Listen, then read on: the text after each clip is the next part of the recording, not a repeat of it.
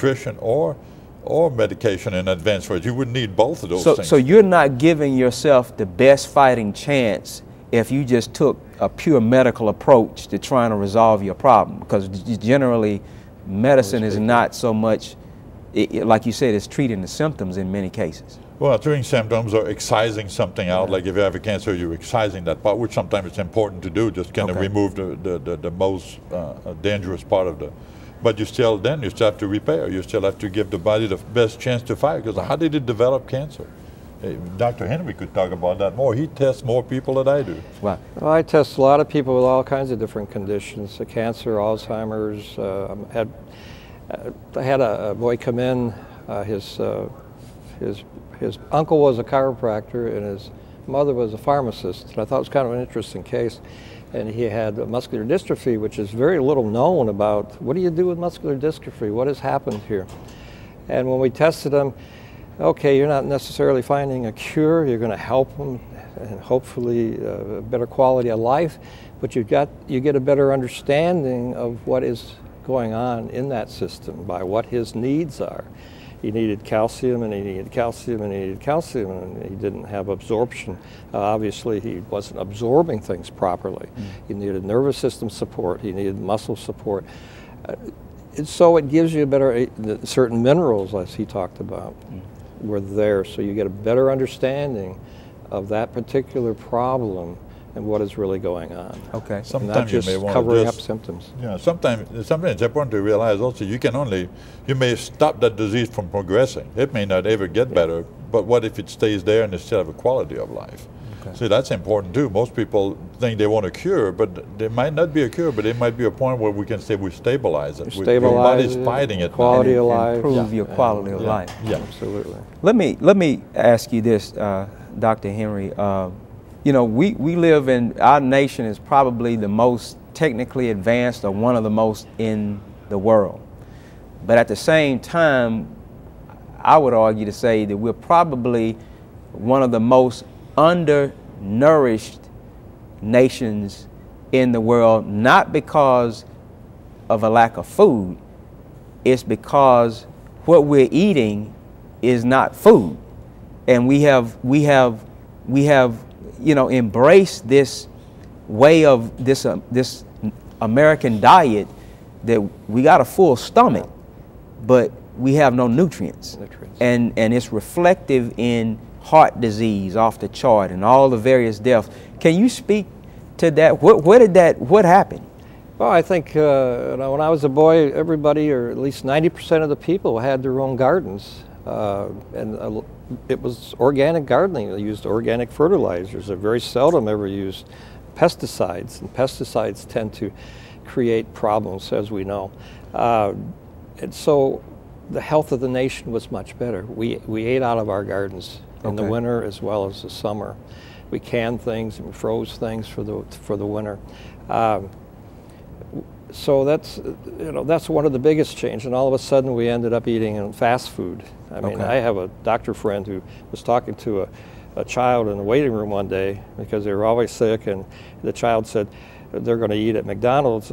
Maybe I shouldn't say that, but no, go ahead. that afternoon he said, "Well, that's fine," and she said, "Where are you going to have dinner tonight?"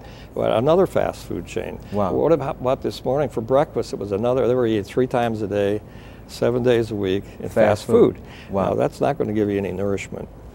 Full stomach. That's a disaster. Yeah. Full stomach. But no nutrients. Yeah. Oh, no. I was at a seminar a few months back. I take seminars pretty regularly, and this was on nutrition. And the doctor that was giving the seminar, well-known lecturer in the chiropractic profession, says we're the most overfed country and the most poorly nourished country in the world. Wow. That comes down to what you just said. Yeah. And it's amazing how much we can consume and yet have no nutrients out of it. Wow.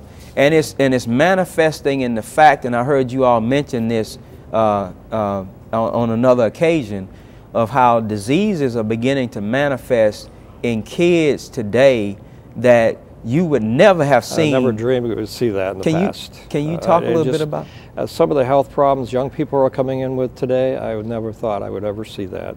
it's just gotten so far out of hand. Wow. It just amazes me.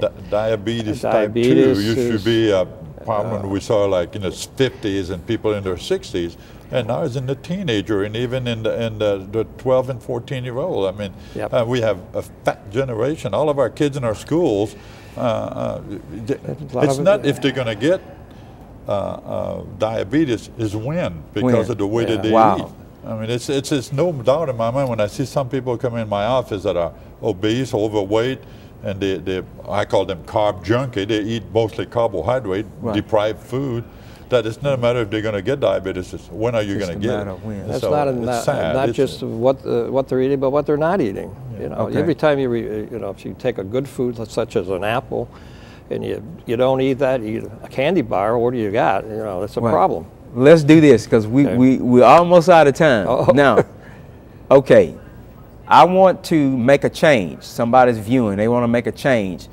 You know, the way food is, the soil, you know, we spoke off camera, the soil isn't producing the nutrients that it once did. Okay, I want to make a change. I got 1 minute, so you got to do this quick. Go into the store, get vitamins right off the shelf. Is that good or bad? Help us out. You got about 40 seconds. That's bad.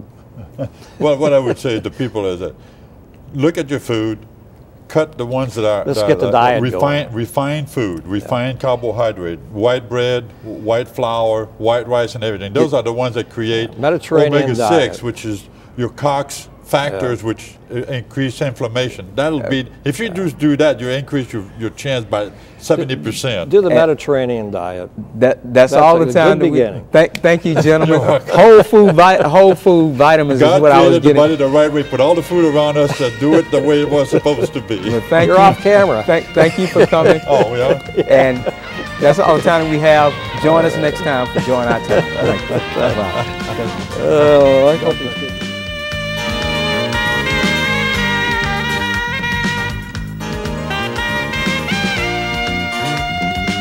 This program has been sponsored by the Trinity Broadcasting Network and made possible by your telethon dollars. Your continual support can keep Joy in Our Town brought to your home every day. So write Joy in Our Town, P.O. Box A, Santa Ana, California, 92711. Or contact us on the web at www.tbn.org.